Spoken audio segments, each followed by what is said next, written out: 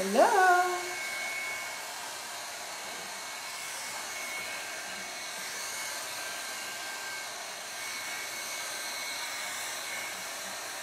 Hello. Good morning, everybody. How's everybody doing? I know it's a lot going on in our country. For those of you who are from Canada or England or Germany or South Africa or wherever, if you would like to offer to be emotional support friends to Americans right now, we're going through a lot, obviously, but that is not what this talk will be about, because there is no outcome for our election, and this is not new. For those of you who have paid attention in America, not knowing who's president the morning after an election is not new. I mean, shit. Do you remember Al Gore and George Bush in '98? We didn't know who was president until like December. So this is not new. It takes time. Every vote has to be counted. Every vote matters. Every whatever. That's democracy. And we have to just let it play out the way it's going to play out. Otherwise, we're all going to have aneurysms and ulcers and diarrhea and acid reflux and eye twitches and fucking vertigo. And here's the thing, y'all. What we want to do is we want to try to minimize the level of stress we are under, right? So I would like to first of all tell you the sweetest thing in the world, okay? The sweetest thing in the world is my son. Good morning, Carrie. I love you so much, my sweet sister in California, who I love so much. Kathy, I see you. I love you. Ricky, I see you. I love you. Carrie Schneiderman, I see you. I love you. Corey Wade, my love, I see you. Good morning. So I want to tell you something my son said to me this morning. I am getting ready to leave for New Orleans for 10 days or 11 days to go film my next movie. And I was saying goodbye to the kids this morning, and I hugged my son real tight, and I said, I love you so much. And he said, I love you too, Mommy. And I said, I'll FaceTime you. I'm going to miss you. And he said, okay. And then he said, I'll pray for you, Mom. And I said, what? And he said, I'm going to pray for you. And I said, you're going to pray for me? And he said, I always pray for you. I said, you pray for me? He said, I pray for you every day. Y'all, my son prays for me every day. If you think I can't find optimism, if you think I can't find glory, if you think I can't find gratitude, if you think I'm going to let this shit destroy me or whatever's going on in this country, like,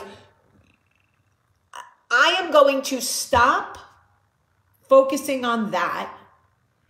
And y'all, my almost 12-year-old son wanted me to know that he prays for me every day. I am raising a godly child who loves the Lord and loves his mama and prays for his mother. It was unprompted. I didn't ask for it. I didn't even think about it. I didn't even whatever. Listen, my son prays for me. I'm straight. When I tell you I am straight, can't nobody tell me shit today. I am like literally on cloud 9. And to anybody who is scared right now about the results of this election, let me tell you something. If you did everything you could, if you voted, if you encouraged other people to vote, you need to be proud of the fact that America showed up and showed out. More people voted in this election than any other election in like the history of elections. We did what we could. We really did. People are going people. If you're disappointed by certain people's votes or their behavior or their whatever, people are going to people. You know what I'm saying? Like we can't stop people from peopling. Okay? You look at percentages of people who voted this way, that way, a fifth and a third. People are going to people. So you have to just decide now how you're going to live, because I can't live like, you know, based on the actions of other people. I got to focus on the kids that are praying for me. My son is praying for me. I have a child. I have a responsibility to a small human being who loves me, who needs me to be emotionally well and present and happy and focused.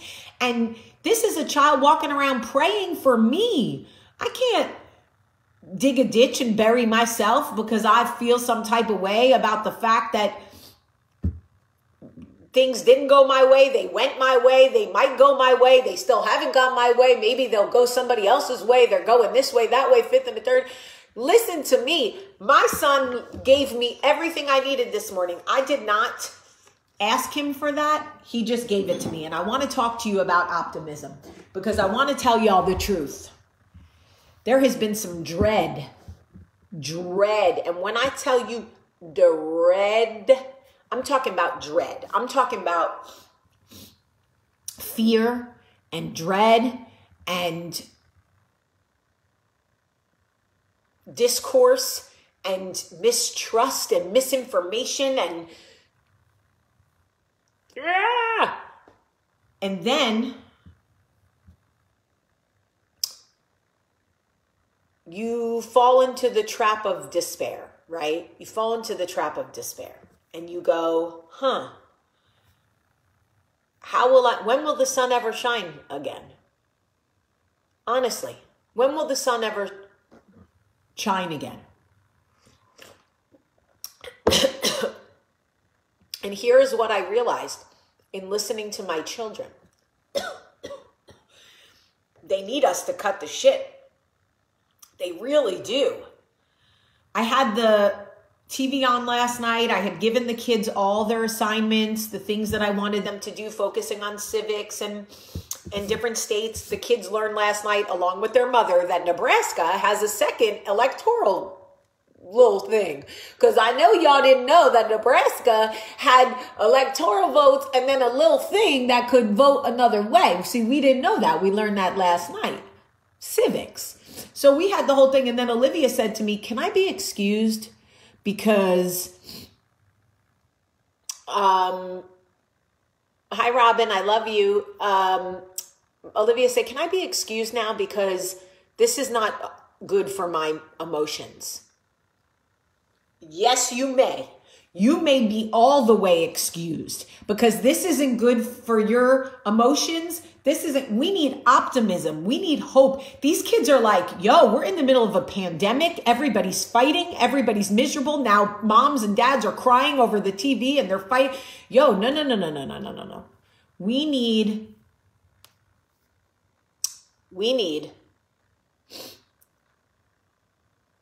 optimism. We need awareness. We need happiness. We need joy. We need peace. And I'm not saying we're going to have it right now, because I'd be a whole liar if I said to you that I had full optimism and hope and joy and all that shit right now, because I do not. Okay, let me keep it 100. I do not. Okay, but I believe, hey, Nebraska, we're looking at you with your little second electoral little vote thing that you have that we didn't know about because we didn't pay attention to civics. Okay, we just learned last night. So hello, Nebraska. So anyway, I say this to say, when I first woke up this morning, I was like, oof, like, how do I feel? I don't know how I feel. I'm stressed out. I'm exhausted. My emotions are frayed. If you have ever seen a frayed wire, those are my emotions. Yeah, frayed. And then my son said what he said to me, and I realized that optimism is a choice. And I have to surrender to the things that are out of my control, because it is affecting my children. It is affecting my mental health. And I really can do better. I can. I am in charge of me. I am in charge of my viewpoint. I am in charge of the way I see the world. I can look at reality and go, these people disappointed me. These people don't have the same morals as me. These people are not in alignment with me. And I can choose to put distance between me and those people. But I can't hang myself on their actions and be so fucking miserable about what they did and blah, blah, blah. Because, it's giving me vertigo. It's literally fucking me up. Okay? So I will trust the outcome of this election. In America, every vote matters, okay? Counting votes is not stealing votes. I don't care what anybody says. I don't care how gaslit anyone has been. Counting votes for either side is not stealing votes, okay? Let's let the process play out. And in the interim, let's focus on the children that are praying for us, okay? Because if my son can pray for me, he can pray for you too. And if we cannot control it, we cannot let it control us. And that is optimism, truly. If we cannot control it, we cannot let it control us. Our children are literally praying for our mental health. This is not how it's supposed to be. And I won't do that to my kids. I just will not. I had a mother she's not dead. I have a mother who had a very hard time getting control over emotion. She was very reactionary. Everything came from emotion and blah, blah, blah, blah, blah. And it fucked me up. I can't do that to my kid. I just can't. So good morning, Mary, I love you. If you need optimism today, okay? If you need it and you can't find it, I understand. Truly. I want you to know that Max is praying for us. If you can't find anything else to feel joy about, if you can't find anything else to focus from, hello, Marlboro. I want you to know that Max is praying for us, and that is beautiful. Sandra said, oh, come on, you just said don't involve children. I don't know what that means. Max is my son. I don't know what that means. A lot of people needed this message. Kimmy 660. ¿Cómo estás? Bien cansada. Pero am I drinking wine? I am not. I am drinking coffee that my husband made for me. And my husband is my rock, and he has delivered a speech of optimism to his family this morning as the head of this family and the leader of this family. And I don't say that submissively at all, because unless I'm tied to a bedpost, I don't submit to anybody. So let's get that 100%. But he is my rock, and he reminded us that there is a process, and until that process is complete, we focus on all of the beauty and the blessings that we have, and that's it. That's all we can do, because I'm telling you, otherwise the vertigo's going to take me out, y'all, The vertigo is going to take me out. Your friend Jamie is going to be on the ground, like staring at the ceiling, like blah, blah, blah, blah. Okay? So, I love you.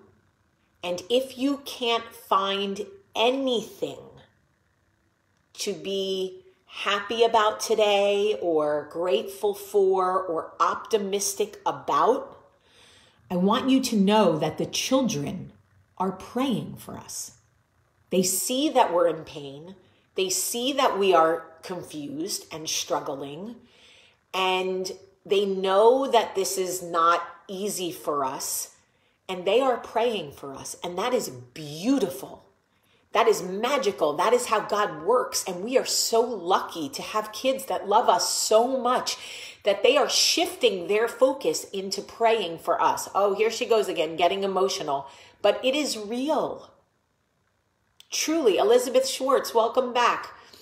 It is real and it is beautiful and it is enough to pull me out of that space where I was like, Penny Dreadful. I'm going to fucking lay on the floor and cry because I feel some type of way.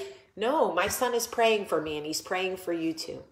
So I am off to New Orleans today. I love you so much. We're in this together. We will get through this. We will be okay. I am not saying that from a place of privilege, like my civil rights are not all that. I believe, you all gotta believe me. I understand. Believe me, I married a man, but I am gay. You know it and I know it. But I love you, truly. And I will send you pictures from set and show you sneaky videos from set that I'm not supposed to. And I will show you my star of my movie and you guys will be like, oh my God, I love her. And we will have so much fun and I will distract you and I will be with you. And I love you and you love me. And that is so great. Okay? Also, please, please, please go listen to the podcast. Please go listen to the podcast. Just click on it and listen to it. If you need a distraction, I can post the link again. I love you all so much. Okay? Have a great, great day.